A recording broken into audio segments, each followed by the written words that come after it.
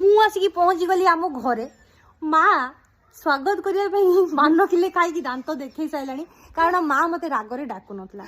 ମୁଁ ଯେତେବେଳେ ମତେ କହୁଥିଲା ଆମ ଘର ଆଡ଼େ ଟିକେ ବୁଲିବାକୁ ଆଲ, ଘର ଆଡ଼େ ଟିକେ ବୁଲିବାକୁ ଆଲ, ମୁଁ କହିବି ମୋର ଦାୟିତ୍ୱ ଅଛି, କାମ ଅଛି, ଏବେ ମୁଁ ଯାଇପାରିବିନି, ପୁଅର ପାଠପଢ଼ା, ଟ୍ୟୁସନ୍ ଅଛି, ସ୍କୁଲ ଅଛି, ଏଇଭଳିଆ ସବୁ କୁହେ। ଏଥର ରାଗିକି ମତେ ଡାକୁ ନଥିଲା। ଆଉ ଯେମିତି ଛୁଟି ହେଲା, ନୂଆ ବର୍ଷ ଯୋଉ ଛୁଟି ହୁଏ, ମୁଁ ସାଙ୍ଗେ ସାଙ୍ଗେ ପୁରା ସରପ୍ରାଇଜ ଦେବା ପାଇଁ ପଳେଇ ଆସିଲି। ପଣ୍ଡା ବାବୁ ଏଥର କହିଲେ ମୁଁ କହିବା ପୂର୍ବରୁ ପଣ୍ଡା ବାବୁ କହିଲେ ତମେ ଏଇ ପଳେଇବ, ଏଇ ଦିନ ପଳେଇବ, ଏଇ ଦିନ ପଳେଇ ଆସିବ। ବାପାଙ୍କୁ କହିଲି, ମୁଁ ବାପା ମୁଁ ଚାଲିଲି। କୁଆଡେ? ଆମ ଘରକୁ ଚାଲିଲି। ବାପା କହିଲେ ସତରେ କାହିଁ ଯାଉଛ, ଯାହା ନା ନୂଆ ବର୍ଷ ଆମ ଏଠି ପାଳନ କରିବା ଆଉ। ମୁଁ କହିଲି ବାପା ମୁଁ ଟିକେ ବୁଲିକି ପଳେଇ ଆସେ। ମା ଶୁଣୁଛି, ମା କଣ କହିବୁ, ମୁଁ ଟିକେ ବୁଲିକି ପଳେଇ ଆସେ। ବାପା କହିଲେ ତମେ ଯୋଉ ମଟନ ଭଲ ପାଅ, ମଟନଟା ହେଇଥାନ୍ତା, ତମେ ପଳଉଛ ଆଜି। ମୁଁ କହିଲି ନା, ମୁଁ ନାହିଁ ମାନେ ମଟନ ହବନି, ମୁଁ ଆସିଲେ ଯାଇକି ମଟନ ହବ।